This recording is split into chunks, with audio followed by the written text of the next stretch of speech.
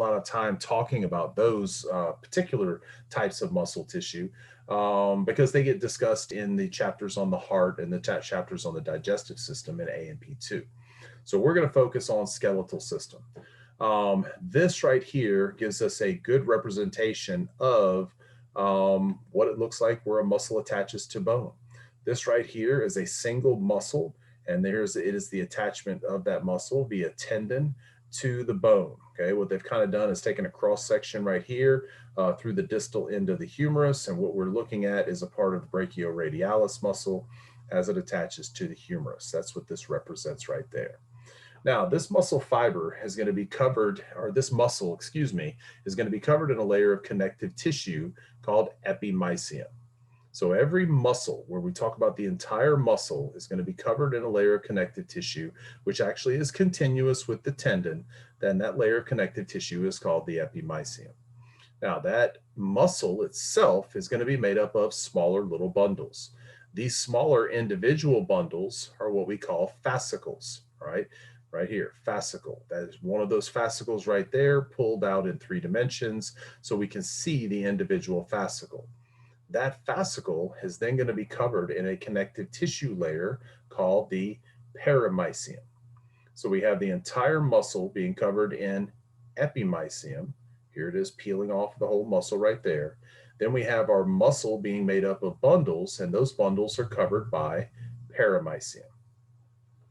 So what we're going to do now is we're going to take this single fascicle right here, and we're going to enlarge it. And when we look at the cross section of this single fascicle, you can see how it very much resembles this cross section that we have of the actual muscle itself. And basically what we're dealing with is the same blueprint or same layout at each different level of the skeletal muscle organization. It's just going to get smaller and smaller. But the way it looks is going to remain the same almost at every single level. Remember, the idea of a muscle is to shorten. The idea of a muscle is to contract, and when it contracts is going to pull 2 structures that are attached at either end of it closer together. So the structures inside of the muscle have to be aligned in the same way that the muscle is, and the muscles are aligned to run in one single direction. So that means all of the inner structures inside of the muscle are also going to be running in that same direction. So the fascicles are going to run in the same direction that the body or belly of the muscle does. So this fascicle is also going to be made up of little individualized bundles. These individualized bundles are the actual muscle cells. Now, we don't call them muscle cells. Instead, we call them muscle fibers because they are long and cylindrical like a fiber, right? A typical cell that you might draw would be kind of a circular or maybe an oval shaped cell. These cells, though, are going to be long and skinny. Why are these cells long and skinny? Well, because if we want something to get shorter, before it can get short, it has to be long. So the longer cells are going to have the ability then to contract and get shorter. Now, this muscle fiber is going to be wrapped in a layer of connective tissue as well. And the muscle fiber is wrapped in a layer of connective tissue called the endomysium. So the muscle itself is covered in epimysium. The fascicles, which make up the muscle, are covered in perimysium. Each fascicle, which is made up of muscle fibers, is covered then in endomysium. And on the inside of our muscle fiber, we have our contractile organelles, which we call myofibrils. And those myofibrils are going to be made up of individual protein filaments. Now, what we're going to be studying today and the model that we're going to be looking at later on is going to be for an individual muscle fiber. Now, we're obviously going to do muscle identification, but from the anatomical or the histological standpoint, we're going to be looking at a single muscle fiber. Now, this is a micrograph that just kind of gives you an idea of what we were talking about as far as everything running in the same direction. These are muscle fibers that we would find in a single fascicle. Okay, you can see how all those muscle fibers are all running in the same direction. And then if we look inside of the muscle fiber itself, you can see how all of the myofibrils are also running in the same direction as the muscle fiber. We're not going to see a muscle fiber running in this direction here and then have myofibrils running across this way. Because if we want those muscle fibers to get short, then the myofibrils have to be running in the same direction so that as they shorten, the muscle fiber is also going to shorten. All right, here is our cross section of a single muscle fiber. Now, our muscle fiber or a muscle cell is going to have some intracellular structures which are going to be similar to the intracellular structures that we find in most cells. We find multiple nuclei, okay? When we talk about skeletal muscle, it is going to be multinucleated. We're also going to find a ton of mitochondria because mitochondria produce ATP, and our skeletal muscle fiber is going to be highly dependent on high levels of ATP. These tube-like structures right here, those represent our contractile organelles. Those are our myofibrils. And then our myofibrils are going to have filaments, okay, of protein, which are going to make up our contractile proteins, our regulatory proteins, and our structural proteins. Now, these are our contractile proteins, okay? These are our contractile filaments. Our thick filament is going to be made out of a protein called myosin, and our thin filaments are going to be made out of a protein called actin. Now, the actin and the myosin filaments are going to be located in our myofibril within a structure called the sarcomere. And the sarcomere is this structure right here in the myofibril, which is going to run from one Z disc to another Z disc. And this sarcomere is essentially the functional unit of our skeletal muscle, which means that this is where muscle contraction is actually going to take place. Now, because this is our functional unit, we're going to use this prefix or this beginning part of the word sarco to describe some of the structures that we find within our muscle cell. All right, the first thing we're going to identify is what we find on the outside of our muscle cell, and that is our plasma membrane. Only instead of calling it the plasma membrane of our muscle fiber, we're going to call it the sarcolemma. So the sarcolemma is going to exist just beneath the endomysium. Wrapped around that sarcolemma would be our endomysium. The sarcolemma is going to have projections of the sarcolemma which cut across of our muscle fiber. These cross sections of sarcolemma coming across there, those are our transverse tubules, all right? That's an extension of that sarcolemma. And on either side of our transverse tubule is going to be another pair of tubes, and those tubes are called terminal cisterns. The terminal cisterns are part of a larger structure right here, which we call the sarcoplasmic reticulum. And the sarcoplasmic reticulum is going to basically wrap itself around like a net around every single myofibril.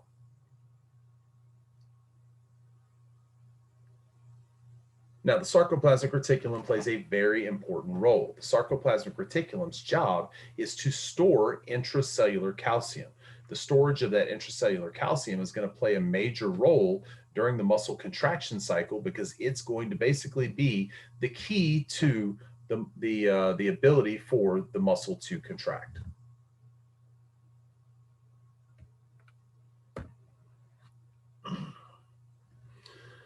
Now, what we're looking at here is kind of a representation of what we have with a muscle fiber. Inside of our muscle fiber, we have our myofibrils. Those myofibrils are going to be attached to the plasma membrane or the sarcolemma by one of our structural proteins called dystrophin. Dystrophin is basically going to allow for the muscle fiber to contract and shorten when the individual myofibrils contract and shorten. If dystrophin is lacking or missing, then the myofibrils will contract inside of the muscle fiber and get no contraction of the muscle fiber itself. The dystrophin is the protein that is missing, okay, or is not being produced properly in patients that have muscular dystrophy. Okay, that muscular dystrophy is caused by a lack of dystrophin production. We see our sarcoplasmic reticulums, okay? They're kind of located, like we said, wrapped around the myofibrils. And inside of the sarcoplasmic reticulum, we can see a whole bunch of calcium ions scattered through that sarcoplasmic reticulum. We're going to come back and we're going to look at another kind of representation of this in just a little bit when we start talking about the actual muscle contraction cycle.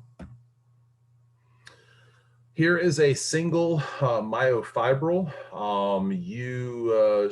You should be able to identify the parts that you see kind of on this myofibril. The first thing we should be able to identify is our sarcomere itself.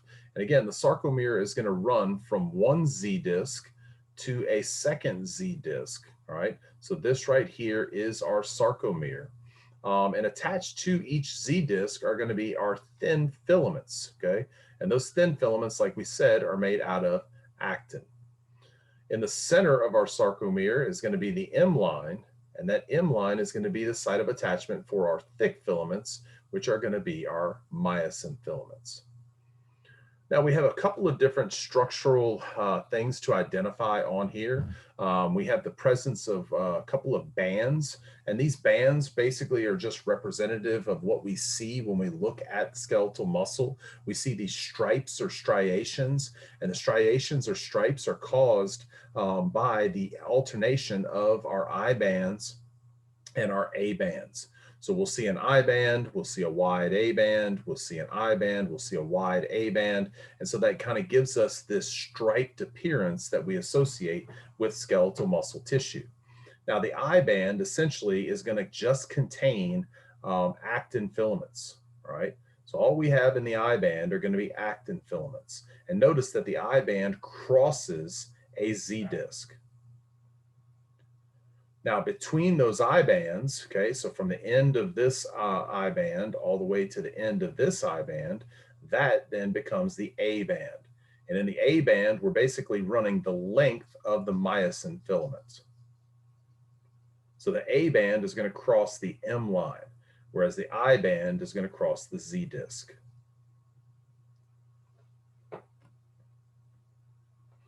And then where we have just myosin filaments, which start at the end of our actin filaments, right there to right there, we call that the H zone. And then where our thick and thin filaments overlap, we typically refer to that as the zone of overlap.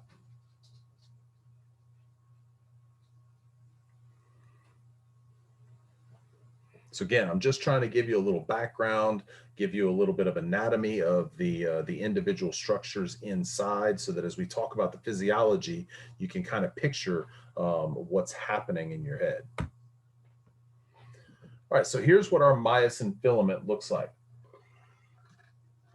So imagine a bunch of golf clubs, okay, with the heads of those golf clubs all being the myosin heads. And then the shaft of the golf clubs all being the myosin tails. And they're kind of woven together as those myosin tails move towards the M line of the sarcomere. Now on the myosin head, we're going to have two binding sites. One is an actin binding site, which is going to be the only part of the myosin head that can attach to the actin filament. But secondly, we're going to have an ATP binding site, which is where we're going to attach ATP when it comes time for us to hydrolyze that ATP and utilize its energy. Here is our thin filament, and our thin filament is actually made up of two different types of proteins. One, it's going to have our actin protein, which is one of our contractile proteins, but the other is we're going to have regulatory proteins. And our regulatory proteins are troponin and tropomyosin. Now, troponin is going to basically sit on top of our tropomyosin molecule. And the tropomyosin molecule is going to weave itself around, and it is going to cover our myosin binding sites. So on the myosin head, we had an actin binding site, and on the actin molecule, we're going to have a myosin binding site. The myosin binding site is the only place where the actin binding site on the myosin head can attach. So the reason for troponin and tropomyosin is that this is going to allow us to regulate when muscle contraction begins and when it stops. We're going to move tropomyosin out of the way and expose the myosin binding site. When we expose that myosin binding site, that's going to allow for the myosin head to attach to the actin molecule. If the myosin binding site is covered, then muscle contraction cannot take place. The key factor in muscle contraction is going to be the presence of calcium. When calcium is present around the actin molecule, because it's been released from the sarcoplasmic reticulum, it's going to bind to troponin, which is going to allow for tropomyosin to move out of the way of the myosin binding sites, and is going to allow for myosin to bind to actin.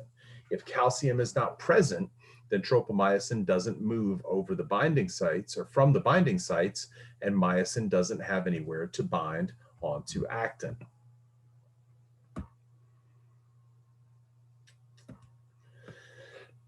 So here's a sequence of events. After calcium has been released from the sarcoplasmic reticulum, we're going to get calcium, which is this little purple ball right there. We're going to get calcium to bind to troponin, and you can see how that moves tropomyosin off of the myosin binding sites. We're then going to hydrolyze ATP, okay? That's going to allow for the myosin head to become energized, and then it's going to form a cross bridge. When it forms this attachment, okay, and which, by the way, this is ATP, okay, this is ADP, and this little green ball represents our other phosphate, so this is actually ATP. So when we attach, when we form the cross bridge, we're then going to release that phosphate off of the ATP. Okay, so we get a free floating phosphate, and that's going to cause the power stroke of the myosin head, which is going to result in pulling on the actin molecule. Now, you remember the actin molecule is attached to the Z disc, all right? So when we pull on this actin molecule, that is going to pull the Z disc towards the M line. When this actin molecule gets pulled this way, it's going to pull this Z disc towards the M line. So what we're trying to do is we're trying to attach the myosin head to allow for this power stroke to take place, to move the actin molecule slightly towards the M line.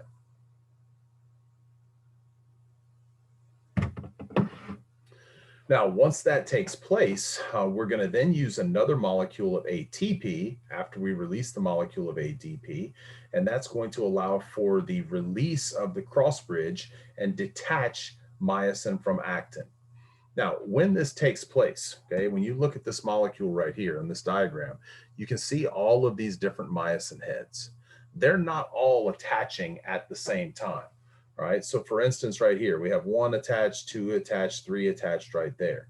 What's going to happen is we're going to form a cross bridge and perform a power stroke. While that power stroke is being performed, another myosin head is going to attach to the actin molecule, so that when these 3 myosin heads release, we have multiple myosin heads attached now to the actin molecule. Then they will perform a power stroke. New myosin heads will attach.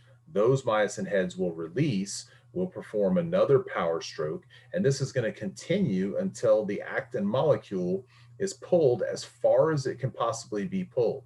Now, what's going to limit the amount of pull? Well, this end of this myosin filament is eventually going to run into this Z disc, and that's going to be the maximal contraction that we can have for that particular sarcomere.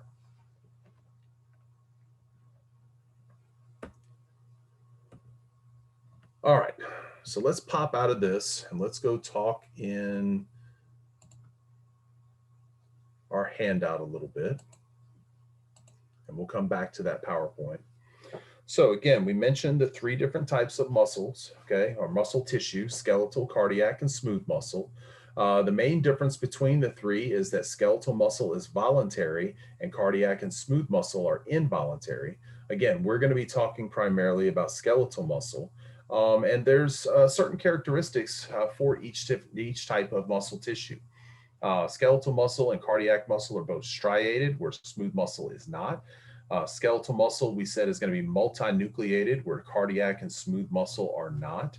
But skeletal muscle is going to be the only type of muscle tissue that we have actual control over. Okay, which is why we're focusing and studying on the skeletal muscle here. Plus, skeletal muscle is named skeletal muscle because of its connection to the skeletal system, which is what we use for the visible motion that we see of different body parts. We talked about the design of our skeletal muscle, all right? So make sure you know what the epimysium is, that it's a connective tissue layer that encircles the whole muscle. Each muscle is going to be made up of fascicles. Those fascicles are going to be wrapped in perimysium, okay? So we get about 10 to 100 muscle or fascicles wrapped in perimysium. Then we're going to see our endomysium wrapped around the individual muscle cells or muscle fibers, right? Now you'll see muscle fibers written as myofibers. I typically refer to them as muscle fibers because myofibers sounds an awful lot like myofibril. And so there tends to be some confusion with students between the difference between muscle fibers and myofibers and myofibrils. So I typically will say muscle fibers for the cells and myofibrils for the organelles inside of the muscle fiber. We talked about what the sarcolemma is, the sarcoplasm, that's just our cytoplasm inside of the muscle cell. Inside of the muscle cell is stored in the sarcoplasm. We're going to have things like glycogen, which is our stored glucose, which is one of the things that we can utilize to create ATP. We'll also have myoglobin, stored oxygen, which is also going to be one of the things that we put into the Krebs cycle to generate ATP. And the ATP is going to be our energy source for the muscle contraction cycle. You've already seen that every time a myosin head attaches to the actin molecule, goes through its power stroke and releases from the actin molecule, that takes 2 molecules of ATP. So that's for every attachment, power stroke, and detachment. So you can see why we're going to need tremendous amount of ATP in order to sustain long series of muscle contractions. All right. We talked about the rest of this anatomy through here. We talked about calcium ions. The calcium ions are going to get bound to a protein, calciquetrin, sorry about that, which is going to, again, allow for the action potential to be reestablished inside of the actual muscle. And we'll talk more about the action potential in just a minute. Anatomy of the sarcomere. We mentioned our titin, okay? We mentioned our titin protein. That's going to reset the length of the sarcomere. It's the coiled spring-like structural protein that gets compressed when the sarcomere is going to shorten. Myosin, this is actually what we find at the M line, which is why it's named the M line. Okay, it's not named the M line because that's where myosin attaches. This is going to be a contractile protein, or is going to be a structural protein that allows for myosin to attach to it at the M line. Nebulin is going to be what's used to help to attach actin to the Z disc. And then we talked about dystrophin and its importance in allowing the myofibril to transfer its contraction to the entire muscle fiber. We talked about our contractile proteins. Okay, we talked about the difference between myosin and actin. The job of myosin, basically myosin is pulling and the actin is the rope that gets pulled. We talked about the myosin binding sites, and we talked about troponin and tropomyosin. Now, are there any questions about the anatomy that we've talked about in the skeletal muscle before we dive into the physiology? All right, because again, if you can understand the anatomy and you can picture in your head the parts as I talk about this, it'll help it to make a little bit more sense as we go through.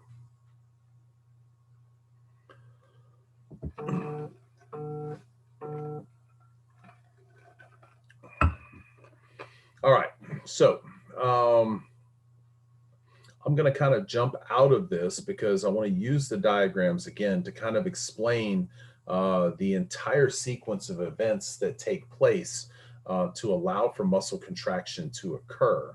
So let me pop back out and jump over to the PowerPoint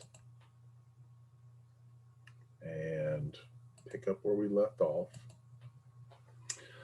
All right, so we are talking about skeletal muscle.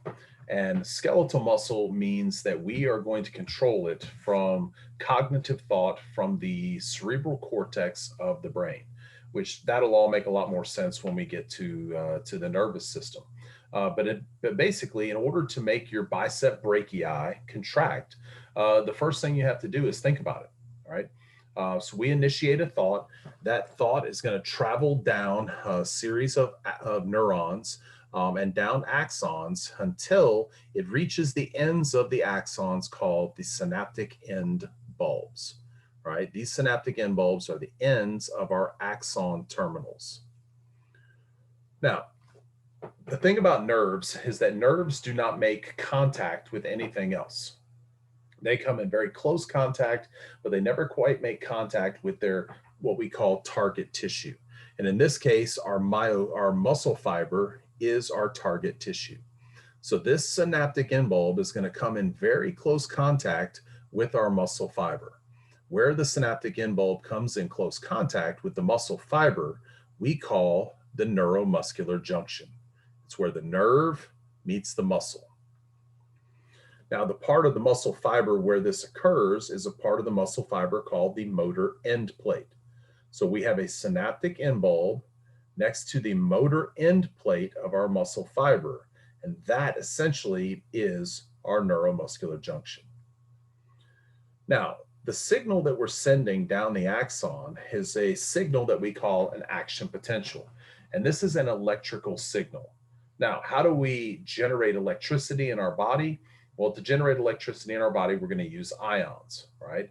Ions like sodium and potassium and chloride. If you remember back to chemistry class, whenever you took chemistry, either in high school or at Delgado, you'll remember looking at the periodic table on the wall of whatever classroom you were in, and you remember on one side there were the positively charged ions, and on the other side were the negatively charged ions. And you know that if we write out sodium, we write it out as Na plus. If we write out potassium, we write it out as K plus. Chloride is Cl minus. So these are positive and negatively charged ions. So what we're going to do essentially is that we're going to line up ions across membranes, and we're going to create electrical charges. We're going to do this in the nervous system, and then we're going to transfer that into the muscular system. So we send a signal, okay, of electrical impulses down our axon, and we get those electrical impulses then to the synaptic end bulb at the motor end plate in our neuromuscular junction. Now, we have to get the electrical signal from the synaptic end bulb onto the surface of our muscle fiber. So the way we're going to do that is we are going to use what's called a neurotransmitter. Neurotransmitters travel across gaps. And we know that there's a gap here because I told you that nerves don't like to make direct contact with anything else. That direct contact, or that lack of direct contact, creates a small space between the synaptic end bulb and the motor end plate. That space is called the synaptic cleft. So we have to get the signal from the nerve and reestablish it onto the surface of the muscle. We're going to do that using neurotransmitters. And in this case, the neurotransmitter that we're going to use is a neurotransmitter called acetylcholine. All right, this is the abbreviation for acetylcholine right here, ACH. So when this nerve impulse comes down, it's going to activate voltage-gated calcium channels, which is going to allow for calcium to come into the nerve, which is then going to cause the release of acetylcholine into the synaptic cleft. Now that acetylcholine is going to filter across, and it's going to bind onto receptor channels on the surface of our muscle fiber. When it binds to those receptor channels are going to open. And when they open, they're going to allow sodium ions to rush into the cell. Notice, remember we said sodium was written as Na+. So when we allow a bunch of positively charged ions into the cell, that's going to make the inside of this muscle cell positively charged, and that's going to reestablish the electrical charge from this nerve ending into our muscle fiber. Now, this reestablishment of this positive charge, okay, that's what we call an action potential. So we're going to produce an action potential on the surface of the muscle. We basically took the electricity from the nervous system and we put the electricity onto the surface of the muscle. That's important. That has to take place in order for the muscle to contract. That's what we're using to charge the muscle, to turn the muscle on and make the muscle go. You initiate a signal at your brain, it travels down the nerve, the neurotransmitters float across the synaptic cleft, they open up channels for sodium, and that allows sodium then to charge the muscle cell. Now, when sodium charges the muscle cell, and when the muscle action potential is produced, the muscle action potential is going to spread across the surface of the cell. Now, why is that important? Well, you'll remember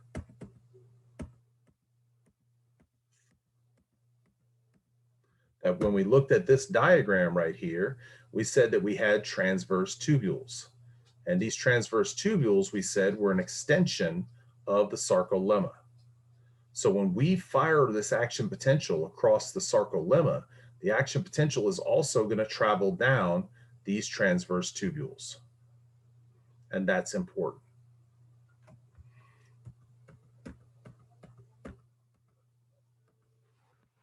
Hang on a second, y'all.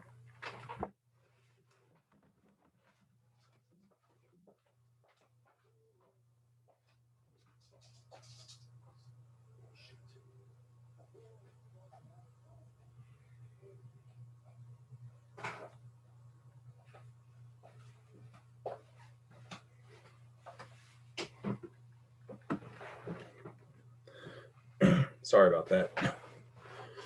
My wife left the house and left the TV on, and I could even hear it through my headphones. All right, so where was I? All right, so we're spreading the action potential across the surface of the muscle fiber down the T tubules.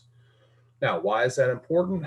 Well, because as the signal travels down the transverse tubules, you'll remember that on either side of the transverse tubule, we had a terminal cistern. That terminal cistern, we said, was part of the Sarcoplasmic Reticulum.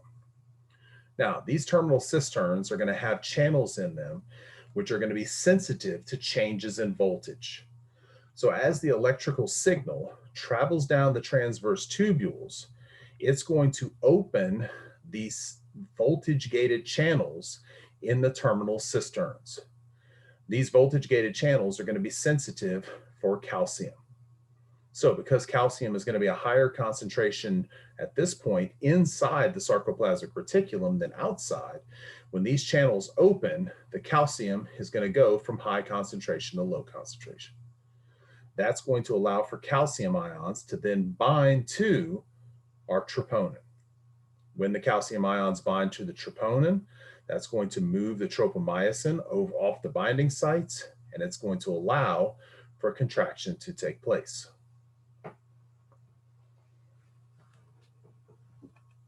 Did I lose everybody? No, I'm listening. I'm understanding. Okay, well, I'm glad. I hope everybody's listening, but I'm glad you're understanding and grasping it a little bit. This flow chart right here is actually a really great flow chart because it takes you and walks you through the sequence of events all the way from the beginning nervous action potential to when the muscle relaxes. So basically, as long as we're firing off an action potential through the nerve, when the nerve is firing off, that's causing the neurotransmitter to be released, which is keeping these sodium channels open, which is keeping the action potential on the surface of the muscle. And as long as the action potential is traveling across the surface of the muscle and the muscle fiber is charged, then the calcium will stay freely floating in the sarcoplasm and keep the muscle contraction going. Now, what happens when the muscle relaxes? Well, when we stop firing this nerve impulse to tell the muscle to contract, we're going to stop releasing acetylcholine. Now, there's an enzyme located in this synaptic cleft called acetylcholinesterase. And what it does is break down acetylcholine. So once we stop our nervous impulse, we're going to start to break down all the acetylcholine in the synaptic cleft. As we break down the acetylcholine in the synaptic cleft, that's going to end our action potential on the surface of the muscle. When we end that action potential, what's going to happen then is we're going to close these calcium channels, and then we're going to turn on what we call an ATPase calcium pump, which is going to pump calcium back into the sarcoplasmic reticulum. If all the calcium is in the sarcoplasmic reticulum, then we can't keep these uncovered any longer. Those cover up the binding sites, and then the muscle relaxes. We fire another impulse. We go through this whole sequence again until the muscle contracts. We stop the impulse. We scoop the calcium back up. We cover the binding sites back up, and the muscle relaxes. So everybody got that a little bit? It takes a few times of going through the steps to really get a good solid grasp on what's happening. But you should just have a basic understanding of the sequence of events that takes place. We get a nerve impulse. That nerve impulse reaches the synaptic end bulb. That nerve impulse causes the release of acetylcholine. Acetylcholine floats across the synaptic cleft and binds to the receptors on the motor end plate. Those receptors cause that channel to open, and that allows sodium to come into the cell. When sodium comes into the muscle cell, that establishes the muscle action potential. That muscle action potential is going to spread across the sarcolemma and down the transverse tubules. As it goes down the transverse tubules, the voltage change associated with the muscle action potential is going to cause the terminal cisterns calcium channels to open. When those calcium channels open, the calcium is going to flood then into the sarcoplasm. When it does, it binds to troponin. That causes tropomyosin to move out of the way, and that allows actin and myosin to bind. Now, if we continue the flow of the nervous action potential and we continue the muscle contraction can continue to take place as long as we have enough ATP. If we run out of ATP, though, then the muscle is going to go into a relaxed state, even though we still have calcium present. That's called muscle fatigue. All right, what leads to muscle fatigue? Decreased levels of ATP. What leads to decreased levels of ATP? Not enough resources like glucose present. Maybe you haven't eaten enough. Maybe your diet is depleted in resources. Okay, you're starving to death. You don't have enough lipids. You don't have enough carbohydrates. Okay, or maybe you have enough energy stores, but you don't have enough oxygen. Oh, well, why wouldn't you have enough oxygen? Well, maybe you're not in great shape. Maybe your cardiovascular system is not working at an efficient enough level to keep up with the muscle contraction demand for you to go jog 10 miles. So what's going to happen? Well, after 2 miles, your heart rate's going to be maxed out. You're delivering as much oxygen as you can. Your demand for oxygen, though, is up here, so the muscle is going to stop working. That's what happens when muscle fatigue sets in. The more you train your cardiovascular system, the better the delivery gets to the muscles, and the longer the muscles can continue to contract. But do you see now how blood calcium levels have a negative effect on muscle contraction? If blood calcium levels get too low, that's going to cause calcium levels in the sarcoplasmic reticulum to also be reduced. If we have lower levels of calcium in the sarcoplasmic reticulum, we can't properly move tropomyosin out of the way, and that's going to limit the amount of muscle contraction that we can have take place. Not all the myosin binding sites will be able to expose because we're going to have some actin molecules that don't have enough calcium present. So what did we say about decreased levels of calcium in the blood? What did it cause? It causes respiratory arrest. Well, what helps us breathe? The diaphragm. And what is the diaphragm? Skeletal muscle. So when blood calcium levels drop, you can now see how that can have a negative effect on skeletal muscle function and how it can cause you to go into respiratory arrest. Pretty awesome, huh? I mean, it's not awesome going into respiratory arrest, but how all of this stuff works. Maybe I just get really excited about all this. All right, so let's pop back over to the lab stuff. And again, that PowerPoint is on Canvas, so you have access to that and that flow chart, which again, I think is a very helpful tool for this. So again, we talked about what the synaptic end bulb was and what acetylcholine is and the synaptic cleft and the motor end plate. And again, then we got into the actual contraction cycle itself. Okay, the myosin binding sites are on the actin are revealed. We can then hydrolyze ATP onto the myosin head. That was that whole 4-point flow chart that we talked about. Okay, that's this section right here. And then we talked about what happens during relaxation. Okay, the acetylcholinesterase is going to help to break down any acetylcholine remaining in the synaptic cleft.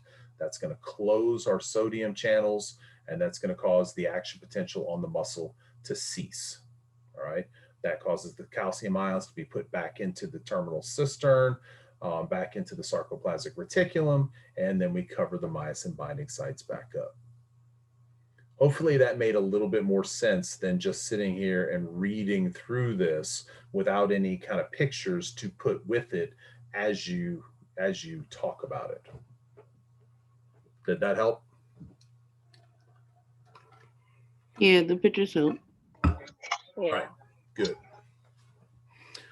All right then.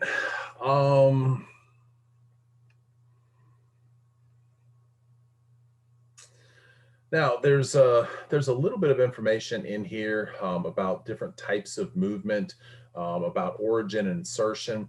I'm going to talk for just a few minutes about this because there are some questions on the practical about origin, insertions, and actions.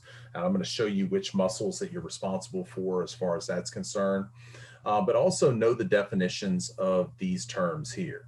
What it means to have an antagonistic pair. Okay, those are opposing muscles that are going to basically do different motions. So say, for example, biceps brachii and triceps brachii. Okay, the bicep brachii is used for flexion.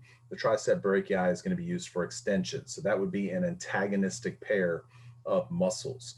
Whatever muscle is actually contributing to the main part of that movement is called the agonist, okay, or the prime mover. And then, like I said, the one opposite of that that's causing the opposite motion, that would be our antagonist. Synergist, these are muscles that are going to basically help to prevent unwanted movements. Like I said, for example, when you flex your fingers, the synergist muscles are going to prevent you then from flexing your wrists simultaneously. Right? Because the muscles that actually flex the fingers are going to be located in the forearm right here. So the synergists are going to prevent this from happening when we just want this from happening. And then fixators, okay, fixator muscles are going to stabilize a part of the body when we have another action taking place. For example, when we contract bicep brachii, we just want the forearm to move, but so we have fixators in the shoulder, which are going to stabilize the shoulder joint. If we don't have those fixators, when we contract biceps brachii, we would also get flexion of the shoulder at the same time. So those fixators are going to hold that in place so that just this motion can happen instead. All right, so here is a chart that gives you the origin and insertion and the actions for these particular muscles, all right? Now, you do not have to learn the origin and insertion of every single muscle in the body. You just need to know the origin and insertion for these individual muscles, right? So for the biceps femoris, make sure you know that it flexes the knee and that it originates on the ischial tuberosity and the linea aspera, and it inserts on the head of the fibula and the lateral condyle of the tibia, all right? Origin is where the muscle begins. This is the stationary point. Insertion is where the muscle ends. This is the movable point. All right, that's how you can remember what origin and insertion are. Stationary point, movable point. So on the exam, when you are asked to identify— the insertion is the movable part? Insertion is the movable part, right. Let's take another example. Bicep brachii, okay? Flexion of the forearm. Flexion of the forearm means that this part of the arm is staying still, this part of the arm is moving, so that is flexion of the forearm, and that is being caused partially by biceps brachii. So biceps brachii is going to originate in the glenoid cavity and the coronoid process on the scapula, but it is going to insert on the radial tuberosity of the radius. So that means when it contracts, this is staying still, but the radial tuberosity is being pulled towards those two. And that's what causes flexion of the forearm. So as you're going through and you're studying these muscles and you're learning these muscles, make note that you need to know the action, the origin, and insertion for these 8 different muscles, essentially. And then lever systems, just know the basic definitions of the difference between a first-class lever, a second-class lever, and a third-class lever, and know the examples that they list in here. I don't ask maybe one question about lever systems, just not something I spend a lot of time talking about.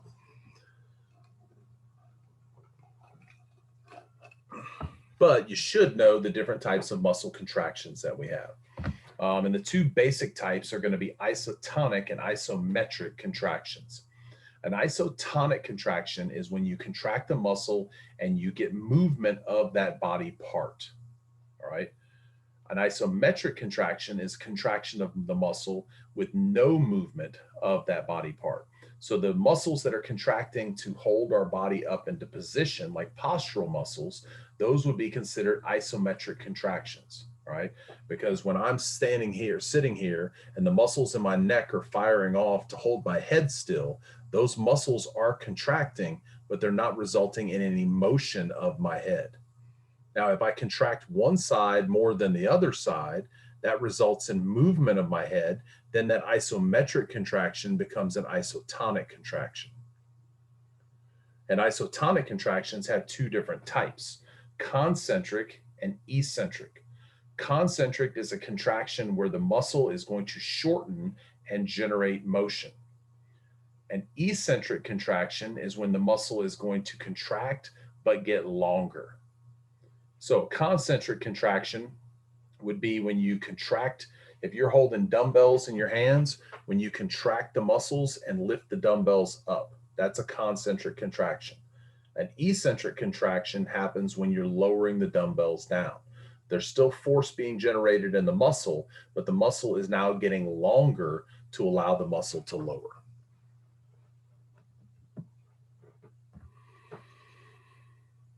All right, let's take a look at some models. Any questions before we get going on the models?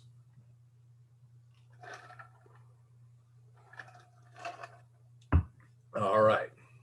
I do have a question, like just like an example. So sometimes like when I'm like stretching, I have to like break my stretch because it starts to like hurt. Like it starts to, I can't really explain, like it, but cramp it's up? not like I'm like extending it so far back. Like, well, when you stretch, there's a limit to the amount that any particular muscle can stretch. We can increase that limit slowly okay, by training the muscle to become more and more elastic. But if you try to go too far, what happens is there are stretch receptors in that muscle that if you overstretch the muscle, it actually causes the muscle to contract.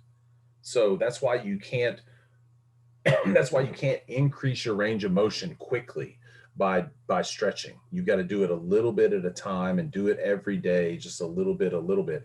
Because if you take a muscle and you overstretch it, it actually is going to initiate a reflex that causes the muscle to contract, which is why the muscles will get tight and get sore because they've reached the maximum of their stretch limit at that point.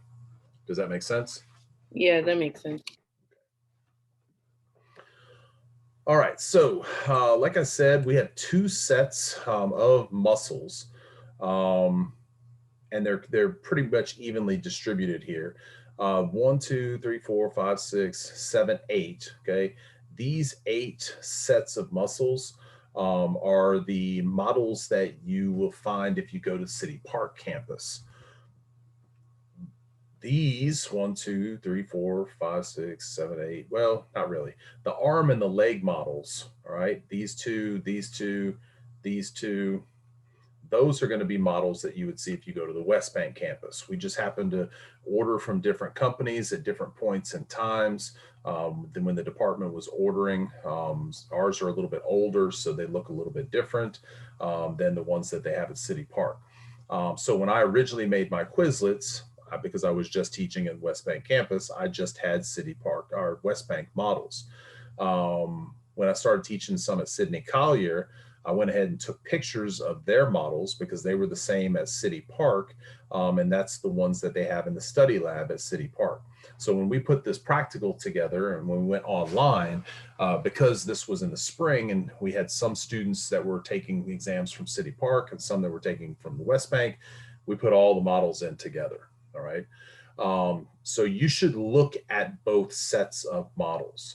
Now, if you learn it on one, then you should be able to identify it on the other because the muscles don't change, where they're located doesn't change. It's just that the models are going to look a little bit different. All right. So what we're going to do is I'm just going to go over these. All right. And then you, like I said, you should be able to take this upper extremity, okay, like this, and then muscles that we identify on here, you should be able to take that and translate it to this model right here, right? And you can see how similar the models are, right? It's in the same position. Now, the only difference between the two sets of models is that our leg model is upright, okay? It's actually in anatomical position from top to bottom because that's how it stands on the stand. The leg models, and so I'm pointing this out to you so you don't get it confused. These leg models sit the opposite direction, okay? They actually sit on the hip joint and the foot goes superiorly. So, you know, it'll be a little bit different, but the reason I didn't flip these over is because on the in-person tests, this is how the students see it on the in-person tests. So just keep that in mind when you're looking at this, that it's definitely upside down. Which, by the way, that brings me to in-person tests and in-person classes and all that kind of good stuff. Just to give you a little background on what's going down in the spring right now, they are filling in the schedule for all of the lectures and labs. We as faculty will be on campus to teach at least 2 classes in the spring. Right now I have one AMP2 lab, and unfortunately, I hate to regret to tell you, but it is full. The reason it's full is because there's only 12 spots in it. All of the labs on the West Bank are limited to 12 students. All of the lectures are limited to 12 students. So the in-person classes are going to be severely limited as to how many people can be there. The labs are going to work a little differently. The labs are going to be set up to operate at split times. So if you sign up for an in-person lab, expect to only go to half of the time that's scheduled on your class time. So let's say you sign up for an 8 o'clock to 11 o'clock lab. You're either going to be in a group that meets between 8 and 9:15, or a group that meets from 9:45 to 11.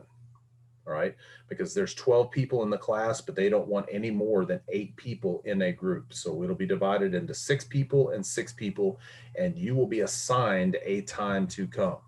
You won't be able to hop and come 1 week at this time and 1 week at that time. You're going to have to stay at your time so that we can make sure that we have the limited capacity for each lab. So all that's going to be done in lab is work on the models. It's going to be kind of set up as a hybrid class. Your physiology lectures and things like that, that won't be done virtually, but it will definitely be done as an online video lecture.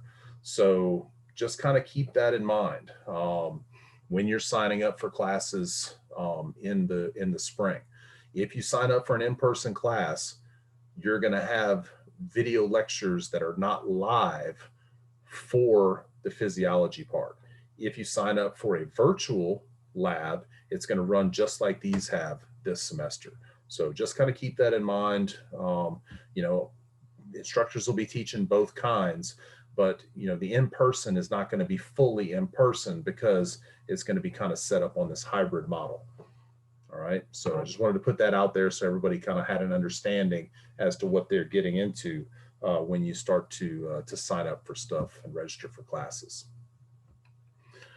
All right, so first thing we're going to do is we're going to take a look at our muscle fiber model.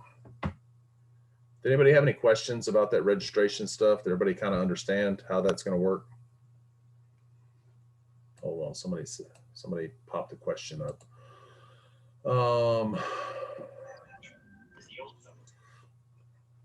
Are these models going to be on the practical? Yes, these models will definitely be on the practical.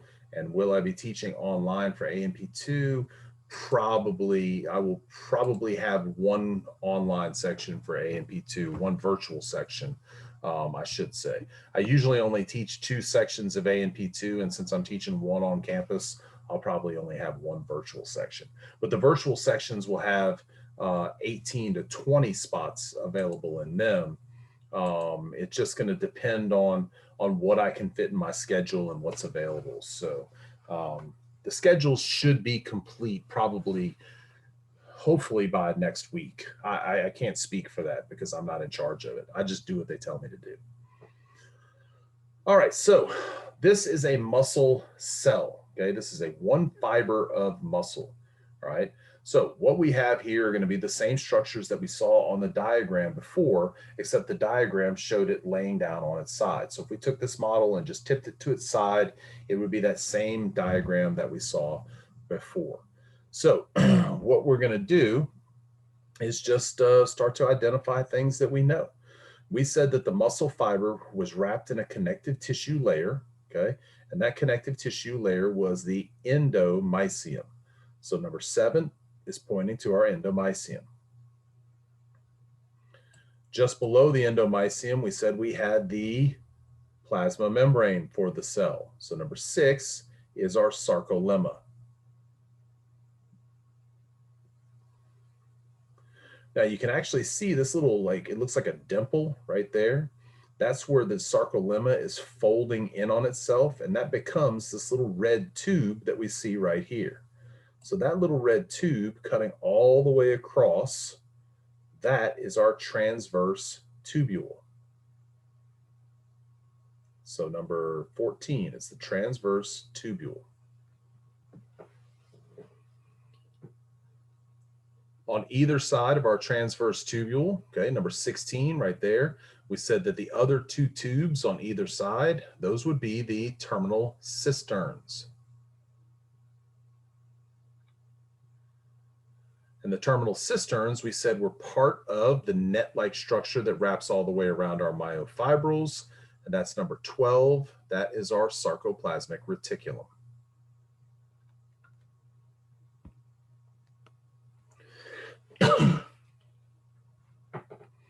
Now, number 17, this is showing us our individual myofibrils.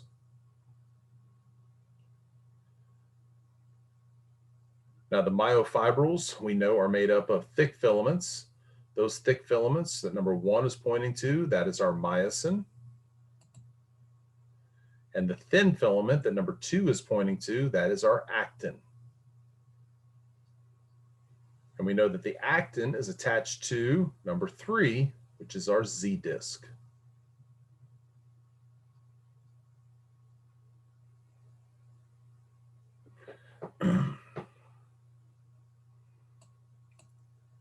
Now, I left out number 15 and number 11 just because I'm not real crazy with how those are labeled. Number 11 represents the A band and number 15 represents the I band, but because I'm not real crazy about how those are labeled, I'm not typically going to ask you about those. But in the center right here of our sarcomere, that number 9 is pointing to, that is our M line.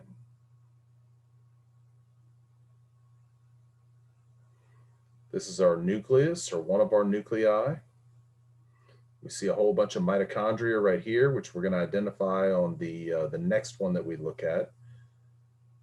And then this right here is a myoblast. This is a muscle building cell. Remember, anytime you see the term blast, you know it's building. So myoblast is a muscle builder.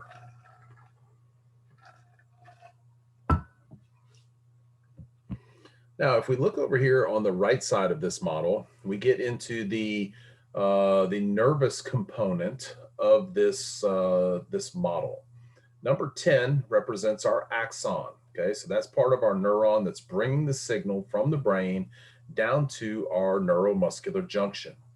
At the neuromuscular junction, we said that we had the structure that was part of the muscle. Okay, this part right here, that's part of the muscle, that is our motor end plate. The red right here, if it was labeled, that would actually be our synaptic cleft. And then number 13, that's pointing to all those little yellow dots, which those are our synaptic vesicles, and that's what contains our acetylcholine, which is our neurotransmitter.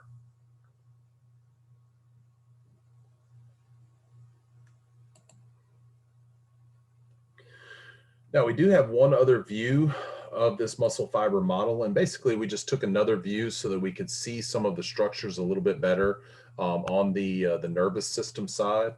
Some of this stuff is all labeled from the previous one, like number 1, that's our terminal cisterns. Number 11, our transverse tubules. Number 2, those are our Z discs.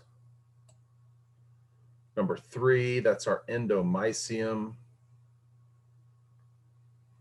Number 4 is our axon. Number 6, mitochondria. Number 9, sarcoplasmic reticulum. And then we have number 10, okay, which are these large projections right there that are coming off of our axon, and those are our synaptic end bulbs.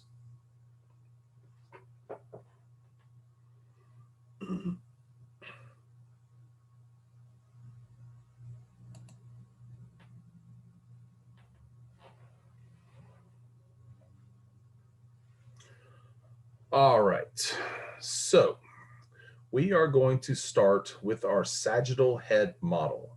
Now, this sagittal head model, everything that we identify on there, you'll also see on this head and neck model up here. So, you know, be able to recognize it on this model, be able to recognize it on this model, but if you know it on one, you should know it on the other. Now, on the exam, you should be prepared to put right or left. Now, the good news for you is that we only have one set of models for each, all right? So our sagittal head, everything is gonna be right. Our upper extremity, everything is gonna be right. Our lower extremity, everything is going to be left, I believe it is. Yeah, that's a left leg. So, you know, you're not gonna have to look at it, the muscle by itself and not have any reference. You'll always have a little bit of reference and be able to identify right or left pretty easily for these. All right, so let's look at our sagittal head. Now, when we're naming muscles, and the reason we do muscles after we do the skeletal system is because the naming of the muscles helps us, or the naming of the bones helps us in the identification then of the individual muscles. because so many of the muscles are going to be named based upon their location to bones or their attachment to bones. That understanding and knowing the names of the bones and the processes is going to help you better be able to identify and label the names of the muscles. Now, some of the other things that we can utilize to name muscles would be the shape of the muscles or the size of the muscles, or sometimes even the action of the muscles is going to be used to help us decide what the name of the muscle is. So some of these muscles, you're going to hear the name and you should be able to take that name and go, hey, I know at least generally where that's found, right? So for example, the term bicep brachii, right? Brachii should tell you that it's in the brachial region. And so if you know the brachial region is in the upper part of the arm, then you know where to look for the bicep brachii. Whereas the bicep femoris is going to be located near the femur. So you wouldn't look for bicep femoris in the arm, you'd look for bicep femoris in the leg. All right, so let's do the muscles of the head, face, and neck. Number 2 right here, this is frontalis. Now, you will see frontalis sometimes labeled as the frontal belly of occipital frontalis, and that's because frontalis, which is located on the frontal bone, connects to occipitalis, which is located on the occipital bone in the back. They're connected together by a tendinous sheath called the epicranial aponeurosis. If you watch Mr. McCurdy's lectures, he points out, because you can see as he turns the model, you can see the epicranial aponeurosis go over the top of the skull. But this is frontalis. This is temporalis. Why? Because it's on the temporal bone. Now, number 2 is named for the shape of the muscle and the location of the muscle. The area around the eye is referred to as the oculus, okay? That's the ocular region. So because this muscle is kind of circular, okay, like the orbit of the Earth around the sun, this muscle is orbicularis oculi.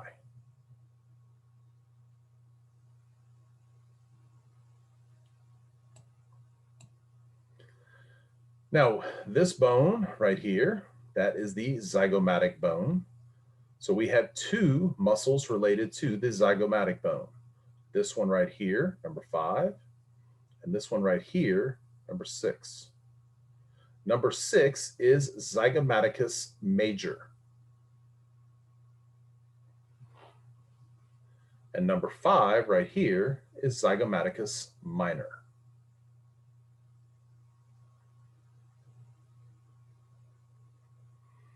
Now, any that I don't have circles around, you do not have to know.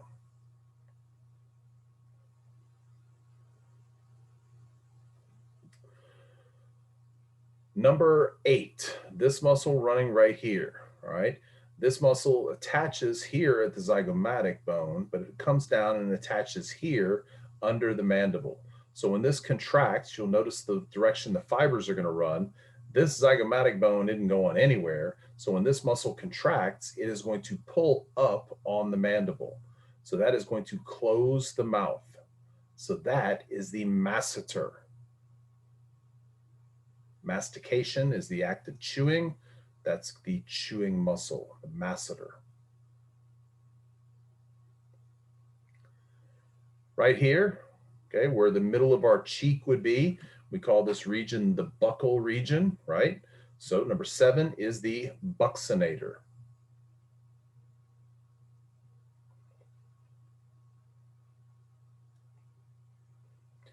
This muscle right here, okay, which comes and attaches at the corner of the mouth, okay, when it pulls back, it is going to pull and raise the corner of the mouth, kind of creating a smiling motion, and that is risorius.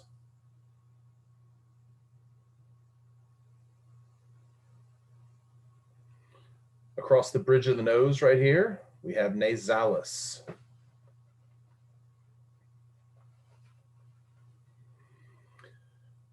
Around the mouth, we have another circular muscle. Now, the mouth is referred to as the oral cavity.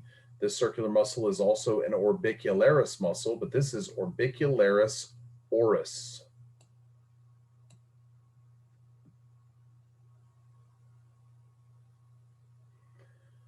Number 10. Number 10 is going to originate on the sternum and the clavicle. It is then going to insert on the mastoid process. So where it starts is the sternocleido, cleido meaning clavicle, sternocleidomastoid muscle. So that is your sternocleidomastoid.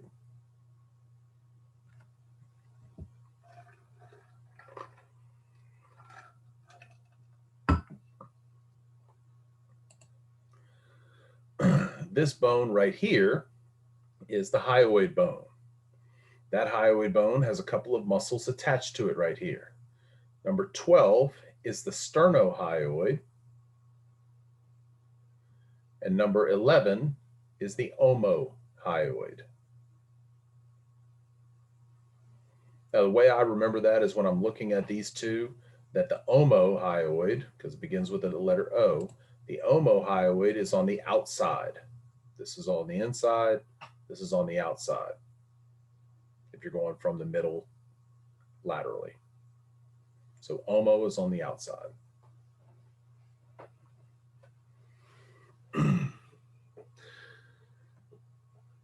And there is one other muscle that did not get tagged, and it's right here on the chin. We know the chin region is the mental region, and that is mentalis.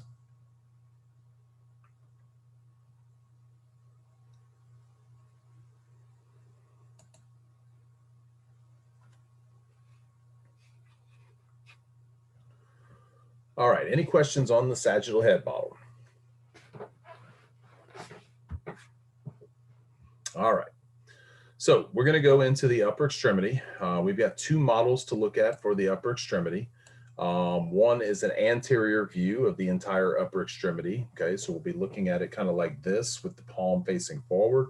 The other is a posterior view of the upper extremity, which is going to be looking at it posteriorly with the arm on the back side, with the palm facing the opposite direction. We're going to look at the model all the way from the shoulder out to the fingertips. Now, the one I like to start with is the anterior upper extremity. And we're going to kind of do this, though, in regions, all right? I'm not going to do this whole thing at once. We're going to kind of break this into the shoulder region, then the upper arm region, then the lower arm region. So in the shoulder region right here, we've got three muscles labeled, okay, on this posterior view. This is the anterior side of this right shoulder. How do I know? That's the clavicle. So we know the clavicle is in the front. We know the scapula is in the back. We're looking at the underside of the scapula. So this muscle right here, which is attached to the underside of the clavicle, we're only seeing part of it because it's been cut. This is actually pectoralis major.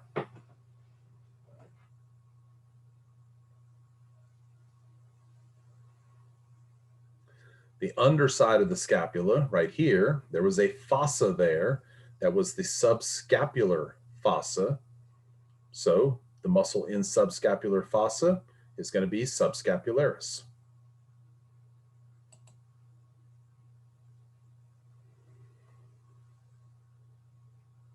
And then we're going to have two teres muscles. One is going to be teres minor. The other is going to be teres major.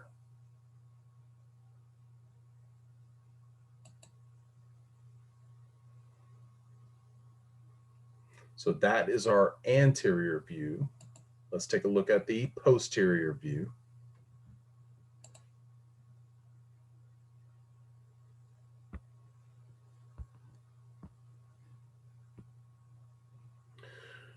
Now, we see again pectoralis major right here. And we also see right here teres major. Now, right next to teres major, right here, is going to be teres minor.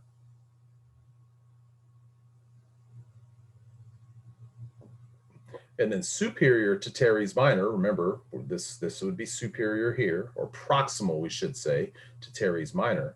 This is sitting in the infraspinous fossa. So this muscle is infraspinatus.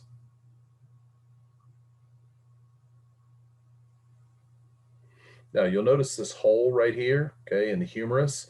That's because there's usually a muscle that sits right here over this. We took it off so we could see these muscles a little bit better. But the muscle that's missing right here would be the deltoid muscle.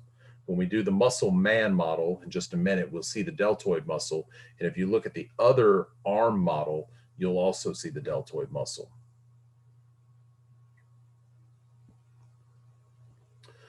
So while we're here, let's go ahead and do the muscles in the brachial region.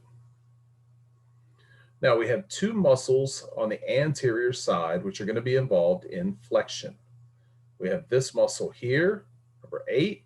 We have this muscle here, number 6. Number 6 is brachialis.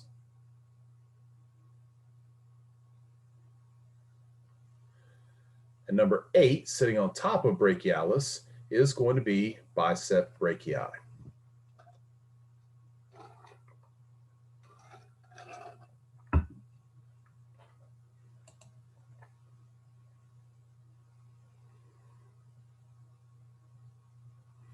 Now, on the posterior of the brachial region, we have a 3-headed muscle called the Tricep Brachii. On the big model like this, we'll actually identify all 3 heads of the tricep. Now, this head right here is on the outside, okay, of the arm. So that is the lateral head of the Tricep Brachii.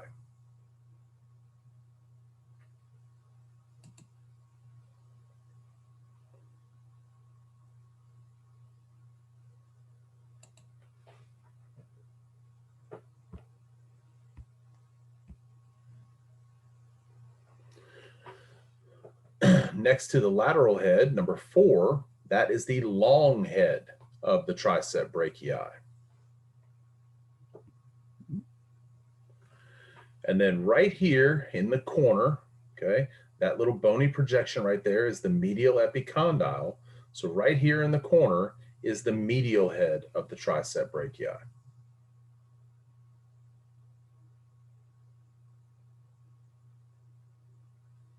And then sitting on top, again, we did this one before, that again is Bicep Brachii.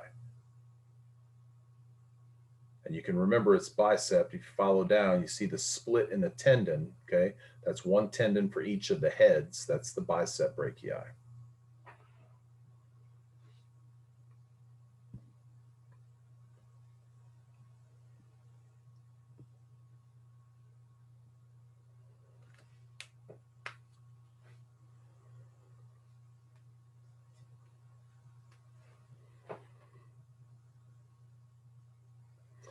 All right, so the forearm. Now, what we're looking at right now is the anterior view of the forearm. If I come up here, you can see the palm, okay? That's facing forwards. That tells us we're looking at the anterior view, which, by the way, I do not like how these 2 muscles right here are labeled in the lab manual. So I took them off of my list, so you don't have to know them. Number 10, okay? Well, I'm going to do these in a particular order, and the order I like to do them is starting on the thumb side and going from lateral to medial. When we go across the front, all of these muscles are going to be acting as flexor muscles, okay? Meaning that if we take the muscles on the front of our forearm, they're going to be responsible for anything moving in this direction in flexion. So the first muscle we're going to identify is number 10 right here, and that is brachioradialis.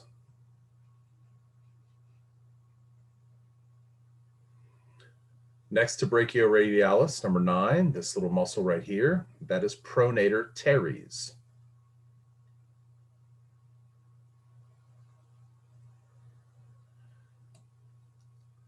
Next to pronator teres is our first flexor muscle, okay? It's actually going to have flexor in the name.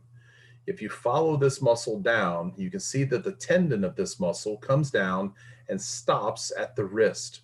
So it's going to insert on the carpals. Now, it's on the thumb side. We know that what bone is on the thumb side? The radius. So number 11 is the flexor carpi radialis.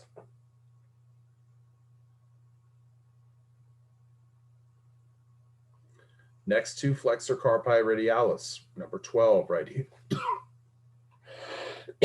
Excuse me. Number 12 right here.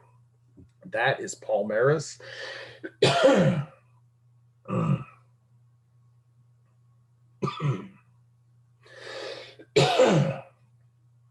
Excuse me, y'all.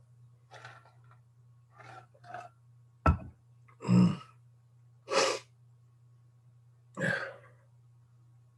ever breathe in and get just like a little patch of dry air and it just gets a tickle in your throat? Whew, that's what happened.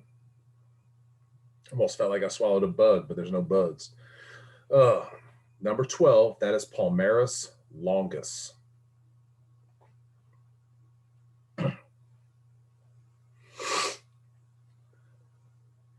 And then number 2 out here, this is going to be another flexor muscle. This one, though, is running down the ulnar side of the forearm. It, though, also is attaching at the carpals. So that is flexor carpi ulnaris.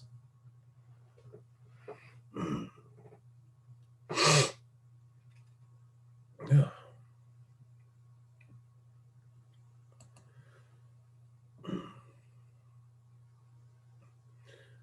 Now we'll go around to the posterior side and we're going to pick up at our flexor carpi ulnaris.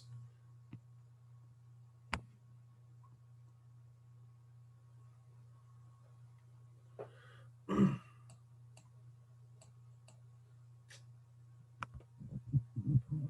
we go. So when we look at this right here, number 13, that again is flexor carpi ulnaris. Now, next to flexor carpi ulnaris, you'll see this one comes down. Again, we're still on the ulnar side, and this one stops again at the carpals. But this is on the back side of the forearm, so it's going to be involved in extension. This is extensor carpi ulnaris.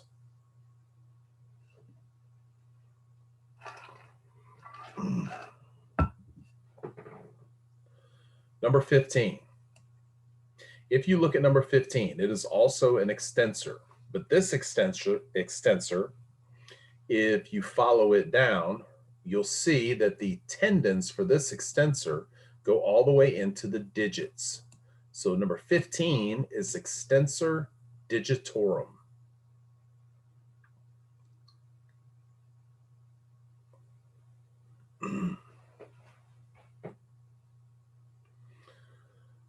Number 3 and number 4. These are both also extensors. We're now on the thumb side. So these are going to be radialis muscles. One of them is going to be a short muscle and the other one is going to be a long muscle. So the first one, number 3, this is extensor carpi radialis brevis, right? Brevis, kind of like abbreviated brevis, short. And then number 4 next to that is going to be extensor carpi radialis longus. And then that gets us back to number 5, which is brachioradialis.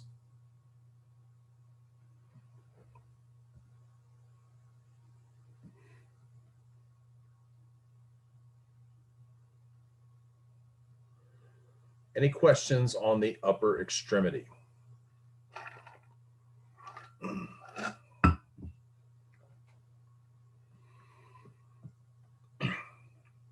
All right. Next thing we're going to take a look at is going to be the anterior and posterior of the hip and thigh region. Now, there is medial and lateral hip and thigh, which basically has the same structures that we see on the anterior and posterior. So we'll do the anterior posterior first, and then we'll come and take a look at the medial and lateral. But it'll be the same basic muscles that we do on the anterior and posterior.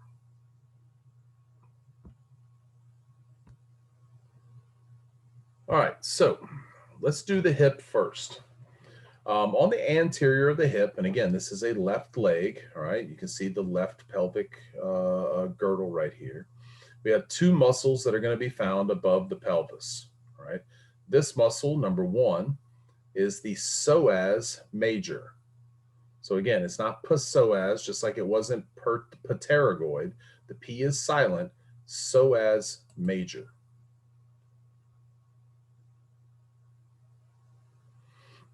Number 7 sits in the iliac fossa, so that is iliacus.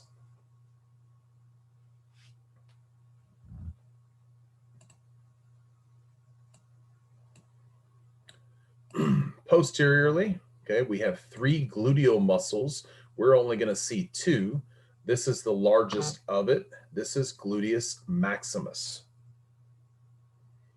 Just above it, you can see fibers running a different direction. That's going to be gluteus medius. We'll see that when we look at the lateral view.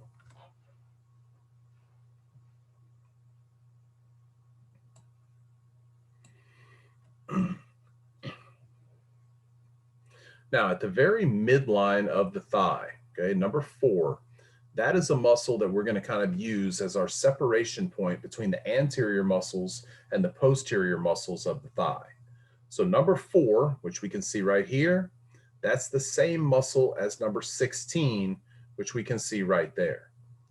That muscle is gracilis.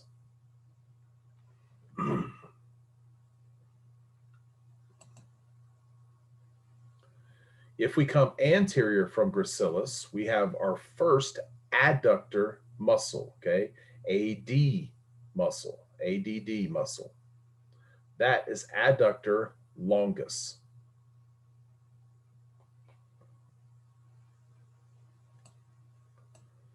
This little short muscle right here, that is pectineus.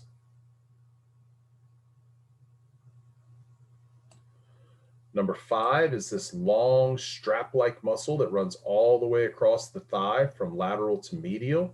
That is sartorius.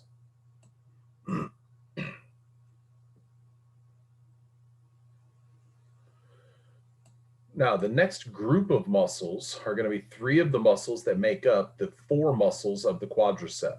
3 of them are going to be superficial. 1 of them actually hides behind this guy right here, so we don't identify him. So number 6, this is vastus medialis. Number 9 right here, that's rectus femoris. And number 10 is vastus lateralis.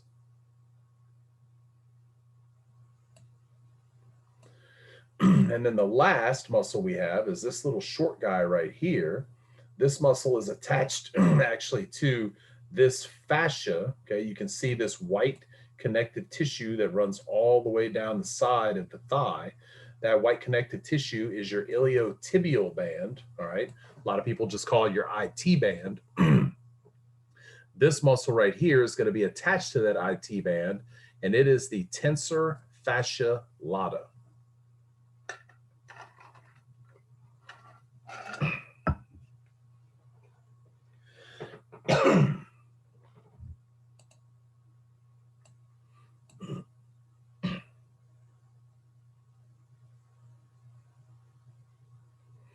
All right, so if we take a look at our posterior view, okay, we again start at gracilis right here. And when we go from gracilis, we can go to this muscle, which is our second adductor muscle. This one is adductor magnus.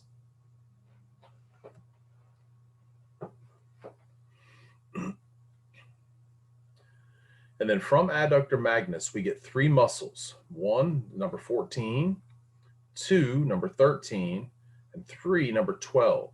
These 3 muscles bundled together is what we typically refer to as the hamstring. Okay, the hamstring is 3 individual muscles. This one, number 14, which you can kind of see sits deep to number 13. Number 13 is going to sit right there on top of it. Number 14, we kind of see under it on both sides. Number 14 is semimembranosus.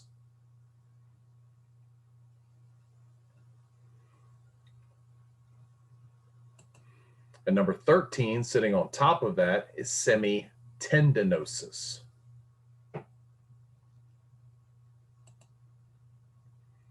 And then number 12, which is on the lateral side of the posterior thigh, that is Bicep Femoris. Now, on the practical, don't just tell me bicep when you talk about the one in the arm, okay? I know that's what we commonly call it, is the bicep, but there are two bicep muscles, Bicep Brachii in the arm and Bicep Femoris in the thigh. So make sure you're specific about which one it is.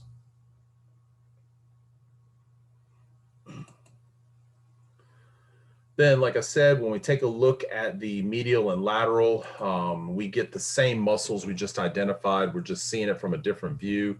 The main reason I want to show you this is because this one does have our Gluteus Medius labeled right there. Okay, you can see how those fibers run in a different direction than our Gluteus Maximus.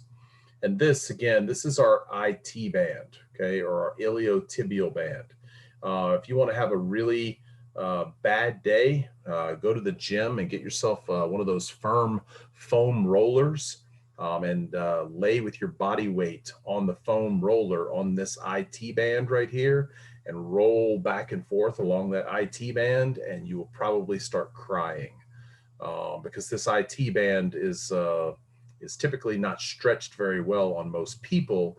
And there's typically a lot of adhesions built up between it and some of the underlying muscle tissue. And if you start to massage that IT band out really hard, which will actually help a lot of the range of motion in your hip and reduce a lot of sciatic pain oftentimes. But if you start to really dig into it, it's an eye-watering experience for any of you gym people.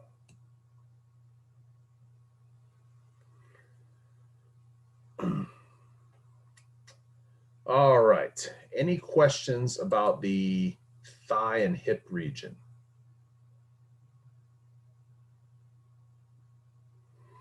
All right, the lower leg is going to have just a few muscles. We'll do the anterior view first, which just gives us 3 muscles to identify. Number 1 is going to be on the front of the lower leg, and it runs right next to the tibia. So that is tibialis anterior.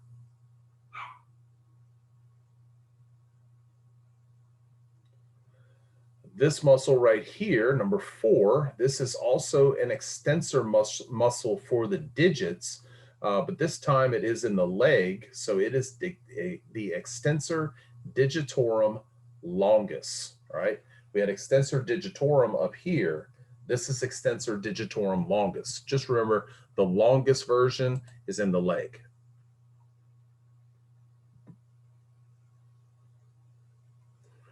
And then number 5 right here, this is on the fibular side. So this is fibularis longus.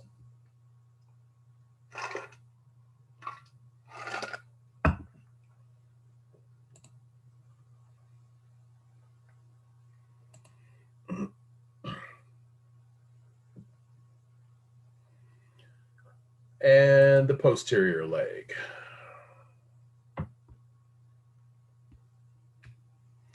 So we're looking at a medial view. Okay, this would be where the big toe is. This is the lateral view. That would be where the pinky toe is. But one muscle we can see, or 2 muscles we can see on both views, is this one, number 1, and on this side it's number 12, and that is the gastrocnemius.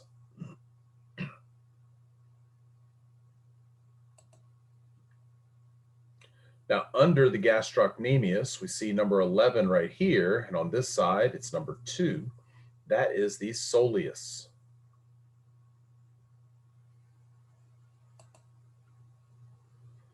Now, on this lateral side, again, we see our fibularis longus, but the gastrocnemius and the soleus are both going to be anchored to the calcaneus via this tendon right there, number 10, which we commonly call the Achilles tendon, but in here, we'll call it the calcaneal tendon.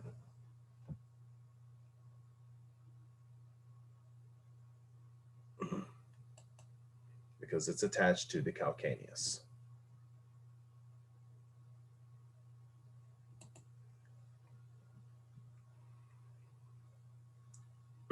Now, the last thing we're going to do today is we are going to identify mostly the same muscles that we just identified, but we're going to do it on our muscle man model.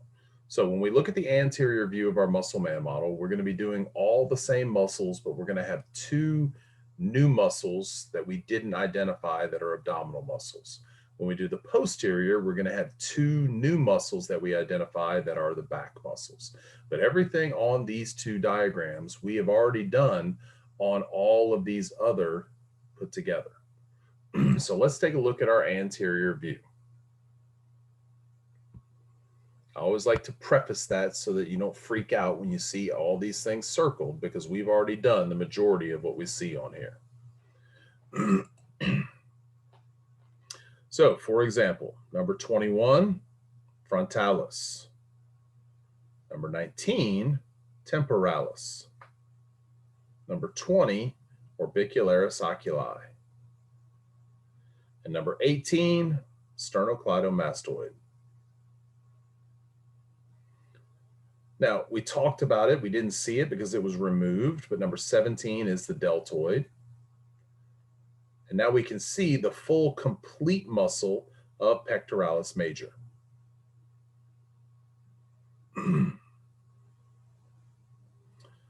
This would be our bicep brachii.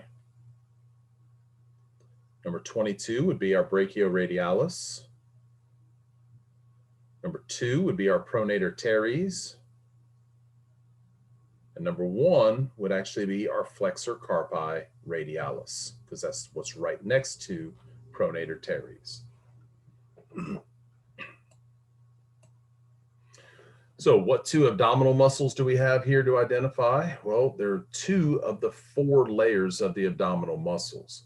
Like I said, there's a chest plate on one of the practice exercises on canvas. So when you look at those practice exercises, pay attention to that chest plate, because it shows you the other 2 layers of abdominal muscles. But the 2 that we can see on this guy right here, one is rectus abdominis, which is this one right here. Okay, the fibers are running vertically. And the other set is going to be the external obliques. And the external obliques have fibers that kind of run in a V pattern on both sides. The internal obliques would have fibers kind of running in an A pattern across those externals. And then we have transverse abdominis, which has fibers that run across like this.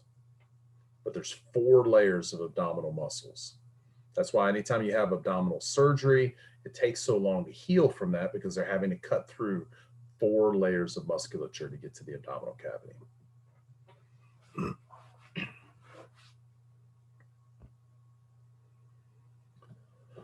All right, so this little short muscle we said right in here, that was pectineus.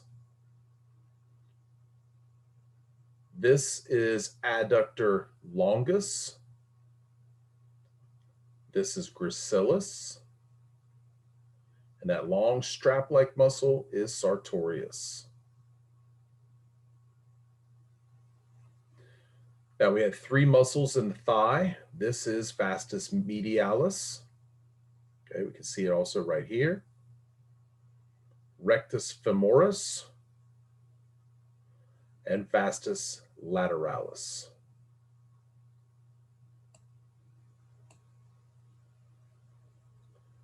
Right next to the tibia in the front is tibialis anterior. And then we have our 2 calf muscles, soleus and gastrocnemius.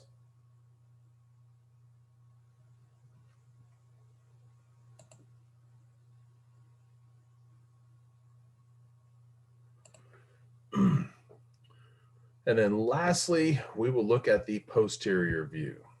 Again, everything on here we've done except for the 2 back muscles, which we're going to do for the first time. So again, temporalis, sternocleidomastoid.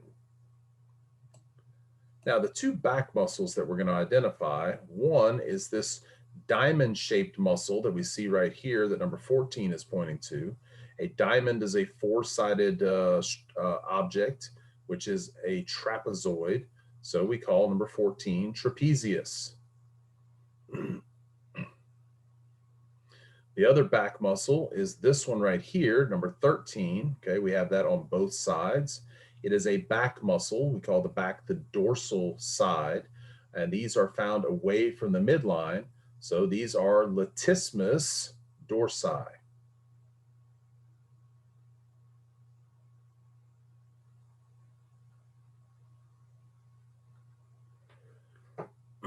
Then we have the deltoid. Now on this guy, because in lab, when we meet in person, it's really hard for me to get stickers on the individual heads. So if I identify it on here, you can just put Tricep Brachii. You don't have to break it down into the individual heads like you do on the arm model. This is on the pinky side over here. So that is Flexor carpi ulnaris. Gluteus maximus.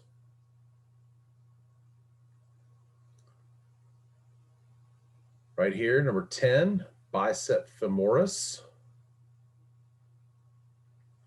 Semitendinosus.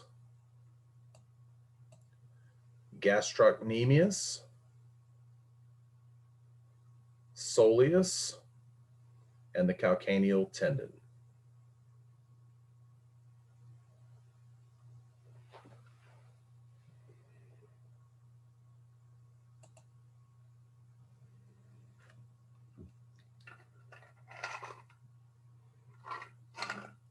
Any questions?